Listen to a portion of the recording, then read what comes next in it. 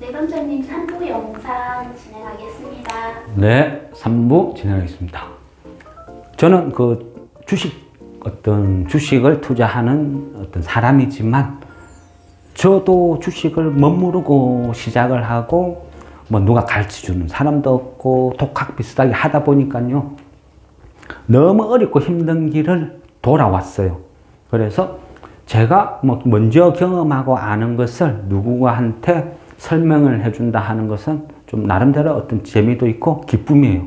그러다 보니까 아는 범위 내에서 최대한 설명을 드리고 알려드리고자 하니까 말이 길어져요. 그렇지만 이 종목을 갖고 있는 분한테는 그만큼 도움이 될 거다, 이런 마음으로 설명을 열심히 드리고 있습니다. 그 다음에 기술적 분석, 이런 기본 분석 이래 끝냈으니까 그 다음에는 뭘 하느냐? 심리.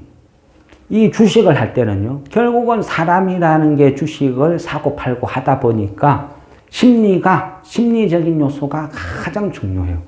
이 세력이라는 것은 개미들의 공포를 이용해서 저가에 매수를 하고, 또 개미들의 욕심을 이용해서 고가에 팔아먹고, 그 행위를 끝없이 반복을 해요.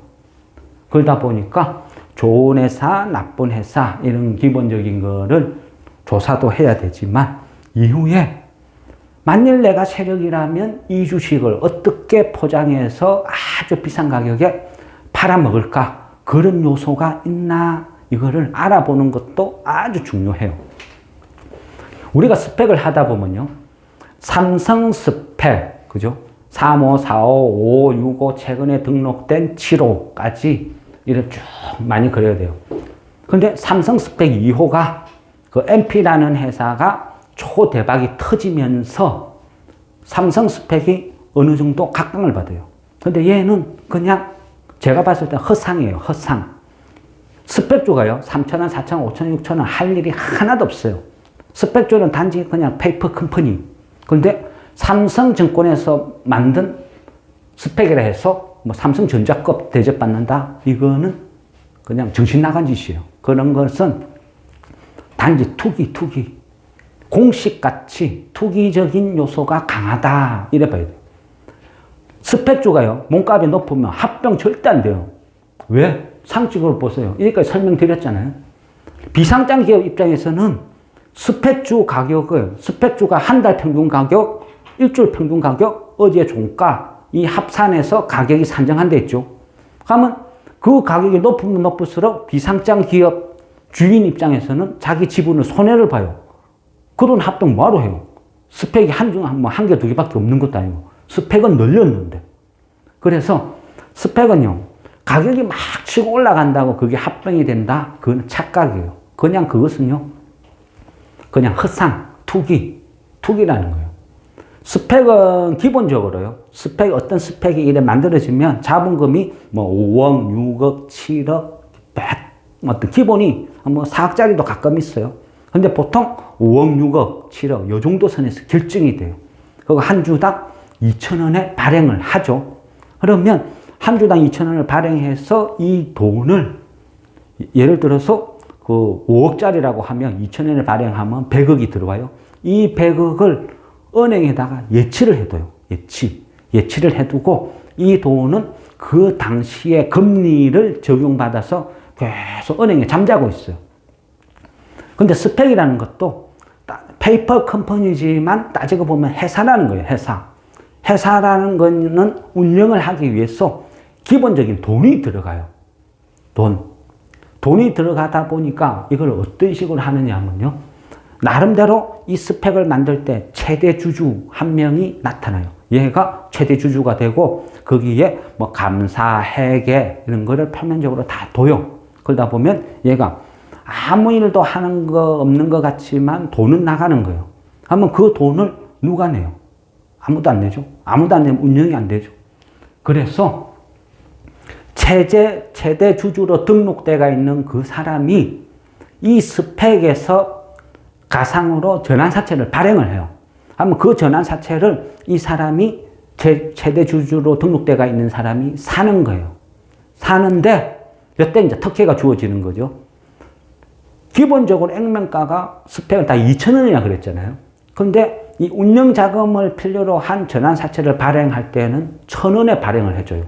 그리고 1,000원에 발행한 이 전환사채를 최대 주주로 등록대가 있는 사람이 사는 거죠. 그리고 그 돈으로 이 스펙을 운영을 하는 거예요. 계속 운영비를 쓰는 거죠. 이 스펙에 발행한 전환사채는요, 만일 합병을 못하고 끝나버리면 이 전환사채는 물거품이 되는 거예요. 종이 되는 거예요.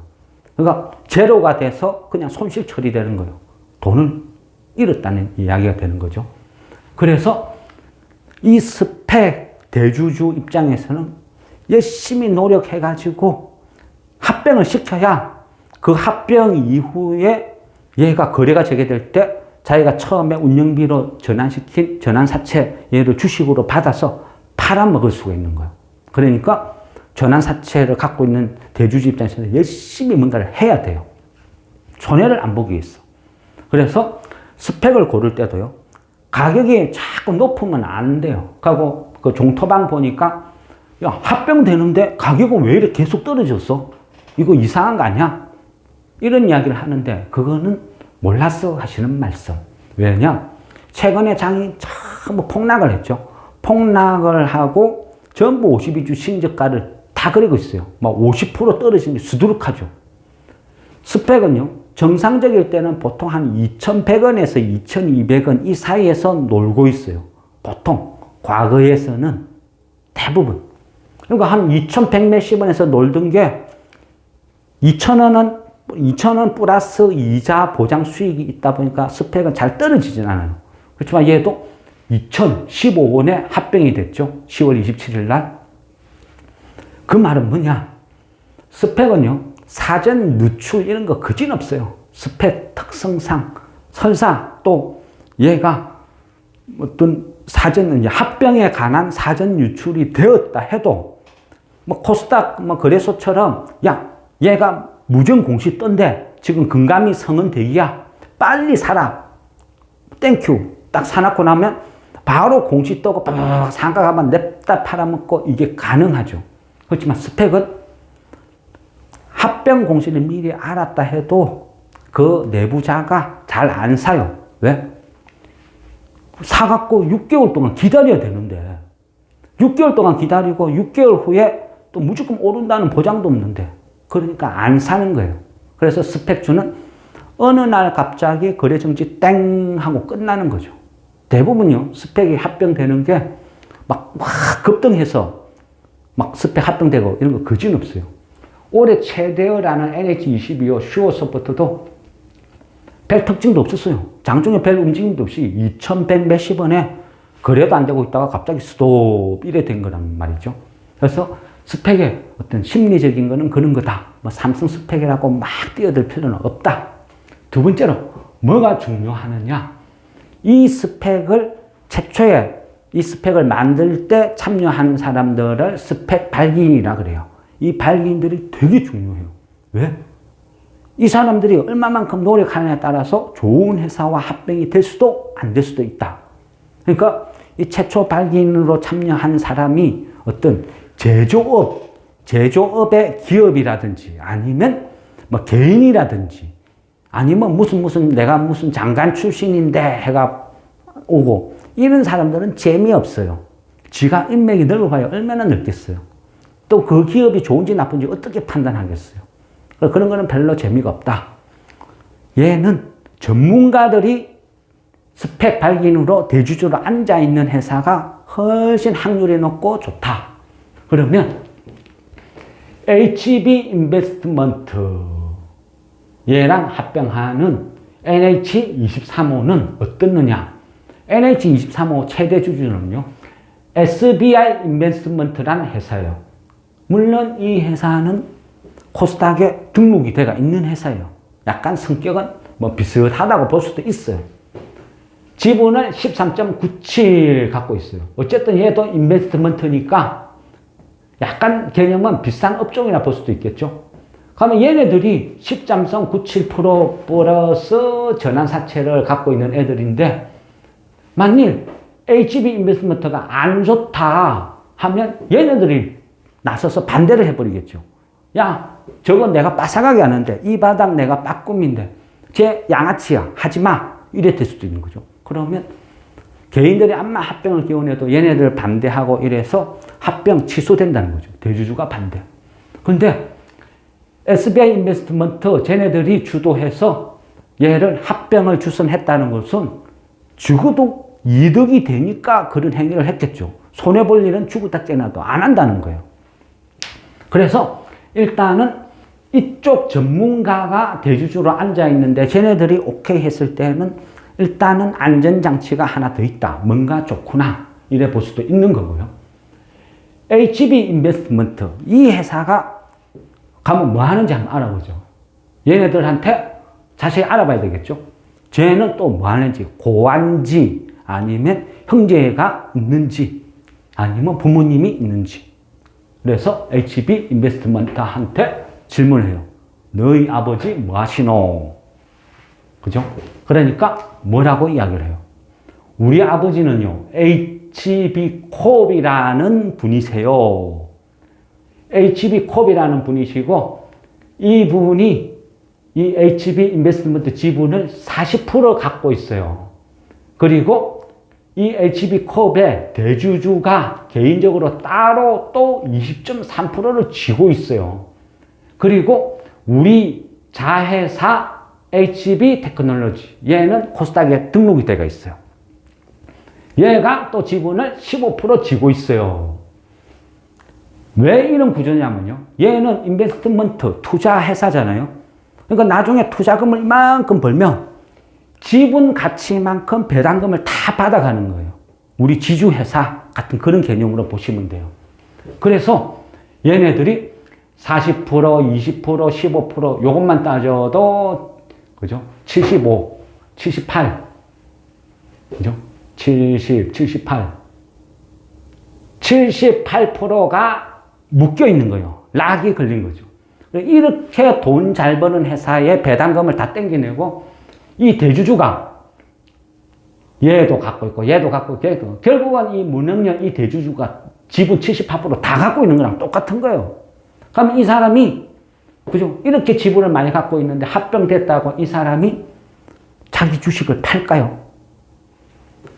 합병해가지고 이 주식이 막 올랐어요. 오르면 어떤 때 보면 코스닥의 양아치 같은 대주주가 무엇주 파는 경우도 있어요. 그래서 HB콥이라는 이 대주주, 문흥렬이라는 이 대주주가 양아치인지 아닌지 그것도 조사를 해봐야 돼요. 그래서 알아보자. 일단은요, 표면적으로 이 HB그룹을요, HB그룹을 보면 크게 계열사가 7개가 있어요. 최소한 HB 인베스트먼트가 고아는 아니라는 거죠. 돈 많은 아버지와 그 밑에 형제가 7개가 있다. 7개가 있는데 대표적인 거요. HB 엔터테인먼트. 그냥 요거 뭐 TV 영화 제작한대요. 그래 얘는 그렇다고 영화 업계라는 게 그죠? 영화 업계라는 게 회사 규모가 큰 게 아니고 충무로 같이 누군가가 영화 감독이 찾아와 가지고 내 이번에 영화 하나 찍는다. 이 찍는데 시나리오 보세요. 출연 배우 요 정도 레벨 됩니다. 그래서 영화 제작하는데 돈 필요한데 투자쇼 하면 얘네들이 보고 오 이거 괜찮네. 그럼 내 한 50억 배팅할게. 이런 구조라는 거죠. 그래서 HB 엔터테인먼트가 있고요. 또 HB 솔루션이라는 게 또 있어요. HB 솔루션은 비상장 기업인데 나름 매력이 되게 많더라고요. 직원이 237명이고 디스플레이 제작 업체예요. 얘도 향후에 보면 야 얘도 뭐 코스닥 등록하겠네 이런 느낌이었어요. 왜냐하면 지금 현재 등록된 HB 테크놀로지 얘랑 유사한 업체예요. 그래서 얘도 어떤 코스닥에 등록할 가능성이 되게 많아 보인다. 또 하나는 영화사 이창이라는 회사를 또 운영을 해요. 그 다음에 또 필름 부티크라는 회사를 운영하고 이것만 보면 이 회사가 또 나름 엔터테인먼트, 영화, TV, 웹툰 제작 이쪽으로도 나름대로 관심이 많다. 향후에 키워나가려고 하는 의지가 많구나. 이래 볼 수도 있는 거예요. 요즘 보면, 그죠? 뭐, 스튜디오 드래곤, 뭐, 졸업밴 미디어, 뭐, 이런 식으로, 다 이런 식으로 그런 회사들이 투자금을 받아서 제작을 하는 거잖아요. 얘네들도 그런 식으로 뭔가를 하려고 하는다. 또, 기본적으로는 이런 식으로 계열사가 많다. 그리고 HB 인베스트먼트가 어떤 투자, 금융적인 쪽이다. 그러면 실제 이 모든 것을 지배하는 HB콕, 이 회사는 표면적으로 보면요. 뭘 하는 회사냐? 포장지죠, 포장지. 종이 박스 포장하는 그런 포장지 만드는 회사예요. 이상하죠? 뭐야, 이거? 그거는요, 내 재산이 한 1,000억이 있는데, 해 뜨면 밥 먹고 밖에 나가 폐지주로 돌아다니고 있어요. 웃기잖아요. 얘가 무슨, 이런 뭐 종이 박스 만든 이딴 회사를 운영을 하지. 뭔가 좀 이상한데. 직원도 42명. 근데 더 웃기는 거는요, 그 폐지 박스를 만드는 공장이 어디 있느냐면, 강남에 땅 한 평이 얼마예요? 그죠? 그거다가 무너뜨리고 건물, 빌딩을 하나 지도 그 수익이 엄청날 건데. 그런데 택도 없이 그 강남에 종이 박스 만드는 회사가 또 있고, 그게 실제적인 지배주주 회사예요. 어쨌든 참 재밌는 회사네. 그리고 얘는 또 본사는 또 강남에 있어요. 강남에 있고. 어쨌든 돈이 많으니까 강남에 사는데, 그 말도 안 되는 어떤 지주회사 어떤 격이 좀 이상한 짓을 하고 있어요. 그런데요, 얘를 보면서 제가 HB라는 이 회사를 쭉 조사를 하면서 머릿속에 쫙 매칭된 회사가 있었어요. 저는 또 주식은 잘한다 못한다 말씀을 못 드리지만 한 30몇 년 현장에서 실무로 하루도 안 빠지고 실전 경험으로 지금까지 살아왔거든요. 그래서 과거의 역사는 머릿속에 다 들어있어요. 이 회사를 조사를 하면서요, 바로 머릿속에 탁 떠오르는 게 해성그룹. 해성그룹이 그대로 클로즈업 됐어요. 해성그룹이라는 회사는요, 우리 그 코스닥에도 등록이 많이 되어 있어요. 우리가 1960년, 70년대요. 못 먹고 못 사는 시절이야. 이병철, 정주영, 이런 분들이 사업 좀 한다고 막 뭔가를 하려고 할 때, 명동에 유명한 사채업자가 있었어요. 유명한 사채업자가 있었는데, 이분이 돈이 필요하면 무조건 쫓아갔어요. 이분은 어떤 단사천이라는 분이에요. 성이 특이하죠. 북한에서 이북 오도민, 6.25 때 북한에서 남쪽으로 내려와서 여기에서 자리 잡은 인물인데, 명동에서 사채왕으로 유명한 분이에요. 은행이 돈이 없으면 없었지, 단사천은 돈이 넘쳐난다. 그런 분이었어. 단사천. 명동에서 사채로 전설적인 인물이에요. 어떤 꿈이라고 볼 수도 있는 거죠. 근데 이분이 사채로 해서 돈을 벌고 정주영, 이병철 회장이 끝없이 조선소 하고 싶다, 뭐 회사 하고 싶다 해가지고 단사천을 찾아가서 돈을 빌리고, 이 당시 이야기가요, 단사천 회장이 마음만 먹으면 삼성, 현대 이런 거 뭐 그냥 없애는 거 일도 아니다. 이게 현실이었어요. 단사천이 전화하면 이병철 회장이 벌떡 일어나서 전화 받았다. 이건 유명한 실화죠. 어쨌든 이 사람이 어떤 식으로 성공을 했냐면요, 사채로 돈을 벌었어요. 근데 그 이후에 사채로 돈을 벌었지만은 사채라는 이미지가 나쁘잖아요. 그래서 자식들한테 그래요. 아버지는 사채라는 일에 어떤 업을 하면서 음지에서 살았다. 근데 너네들은 이 돈을 이용해서 양지에서 한번 살아봐라. 그런 이야기를 해요. 이 단사천이 운영하는 회사는 해성산업이 있어요. 이 해성산업은 표면적으로는 사채업, 사채업 회사인데 해성산업은 강남에 해성 1빌딩, 해성 2빌딩, 빌딩 2개를 갖고 있어요. 그리고 임대를 주는 거죠. 임대. 그 임대 수익만 관리하는 그런 회사였어요. 근데 이후에 얘네들이 쭉 행보를 보면요. 양지에서, 사채에서 양지로 끌어 나오기 위해서 우리가 코스닥에 등록된 회사들만 한국 패키지, 한국 제지, 계양전기, 세하 다 인수를 해요. 그리고 마지막에는 삼성에서 매물로 내놓은 회사. 그래서 지금 해성 DS죠. 해성 DS까지 인수를 해버려요. 그리고 최근에는 또 해성산업이 그 한국제지랑 또 합병을 시키고 그런 식으로 사채 이미지를 벗어던지고 해성그룹이라는 걸 만들어 나가면서 계속 이미지를 계속 쇄신을 하고 있어요. 해성그룹이. 제가 이래 느꼈을 때는요. 얘가 HB 이 그룹이 완벽하게 해성그룹을 쫓아가는 것 같아요. 룰 모델로. 얘네들도 따지고 보면요. 강남에서 종이박스 회사를 운영하면서 대부분의 수익은 제가 보니까 사채, 이자놀이 이런 식으로 돈을 다 벌었어요. 그 돈으로 자회사, 영화회사, 무슨 디스플레이 회사, 반도체 회사 하나하나 다 사들인 거죠. 그리고 HB 인베스트먼트 얘를 또 상장을 추진시키고 지금 현재 얘네들이 한 5천억 정도 돈을 굴려요. 그렇지만 여기서 따지고 보면요. 이 문흥열, HB콕 이 회사의 어떤 숨어있는 재력은 엄청나다고 또 봐요. 해성산업을 단사천 회장을 그대로 답습해 나간다. 그게 제 느낌이었어요. 그래서 이 회사는요.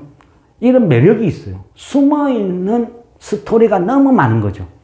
기본적으로 이 회장이 문흥열의 이 사람이 돈은 아쉽지 않다. 강남에 빌딩도 있고 땅도 있고 떵떵거리고 산다. 근데 내가 뭐 지분 요거 뭐 쭉 팔아가지고 뭐 돈 끌어본다. 그 몇 푼 된다고.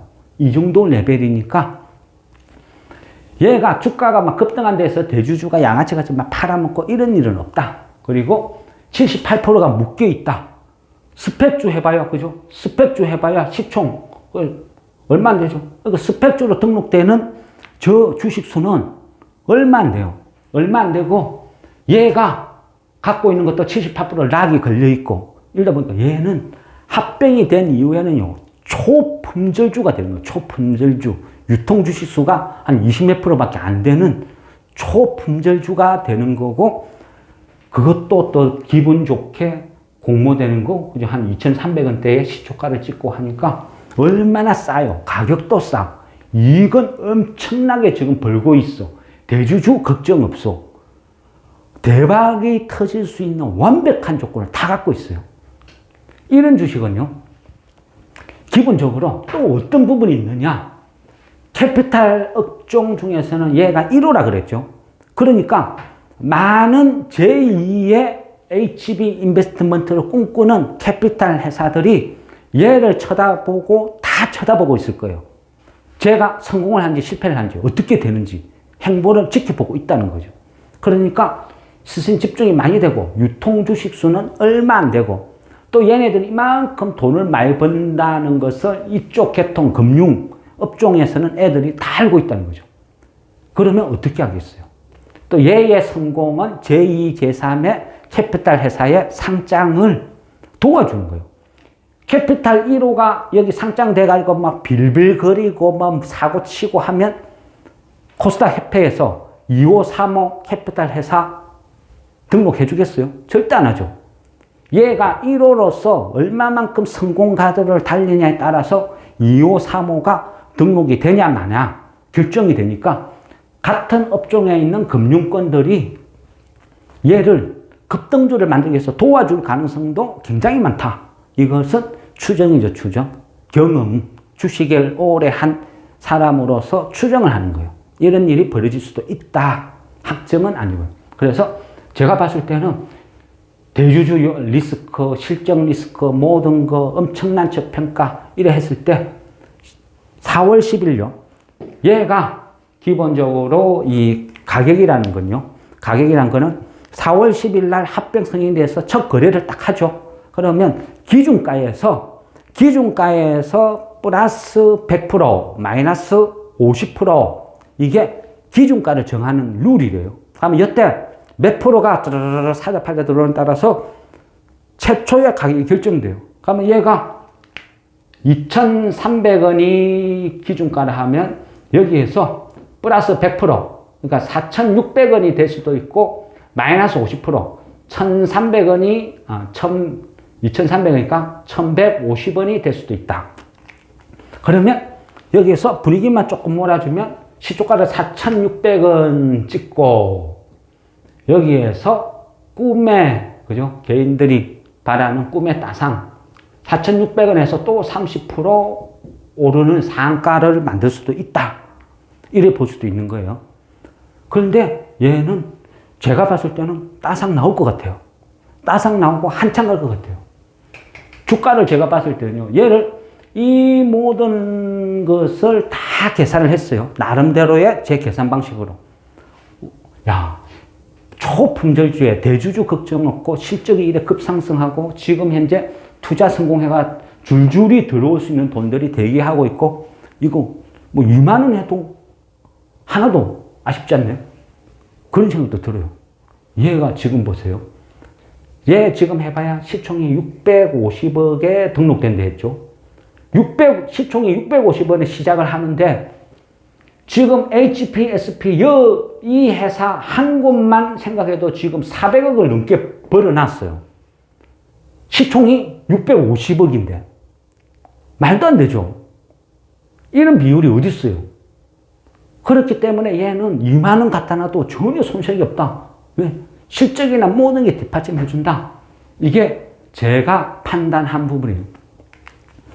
물론요, 이 모든 것은 저의 개인적인 판단이에요. 그렇지만 여러분들이 판단해야 될 것은 막연히 그냥 올라줬으면 좋겠다 이런 게 아니고 팩트, 근거, 지금 현재 상황을 종합을 하고 거기에 일반적인 어떤 주식 심리 사례를 더해서 나름대로의 추정, 상상을 해보는 거예요. 그런 식으로 해서 내가 이거는 10% 먹고 빠질 건지 아니면 100%를 노려볼 것인지 아니면 합병 반대를 할 것인지 각자 입장에서 판단을 한다는 거죠. 주식은요 항상 미래 영역이니까 아무도 몰라요. 오를지 떨어질지 답이란 건 없어요. 그렇지만 이거는 취미생활이 아니죠. 나의 소중한 돈을 배팅을 하는 거예요. 그 배팅을 할 때 단순히 차트에 선 몇 개 꺼놓고 거기에 내 운명을 걸지는 마세요. 정말요. 정말 주식을 한다는 것은 투기가 아니고 투자를 한다 하면 어떤 기업이 그 기업의 처음부터 끝까지를 최대한 공부를 해보세요. 공부를 해보고 믿음이 생겼을 때, 저평가됐다 판단됐을 때 그때 투자를 하고 이 회사가 지 가치를 시장에서 알아줄 때까지 느긋하게 기다리는 거죠. 결론을 내면요. 이 회사는 너무너무 저평가됐고 NH23을 들고 있는 주주분들은 제가 봤을 때는 그냥 대박, 정말 잘 잡았다, 축하드립니다. 그리고 저의 시각으로 왜 대박인지 축하드릴 사항인지를 말씀을 드린 거죠. 물론 공감을 안 하시는 분도 있을 거예요. 내 생각은 틀려 하시는 분도 있을 거고 제 생각이 100% 맞다는 말씀도 아닙니다. 그렇지만 NH23을 갖고 있는 주주 입장으로서 저런 생각을 갖고 있는 사람도 있구나 참고 정도만 하시면 좋겠습니다. 예, 이상 마무리하겠습니다. 네, 원장님 긴 시간 수고 많으셨습니다. 네, 수고했습니다.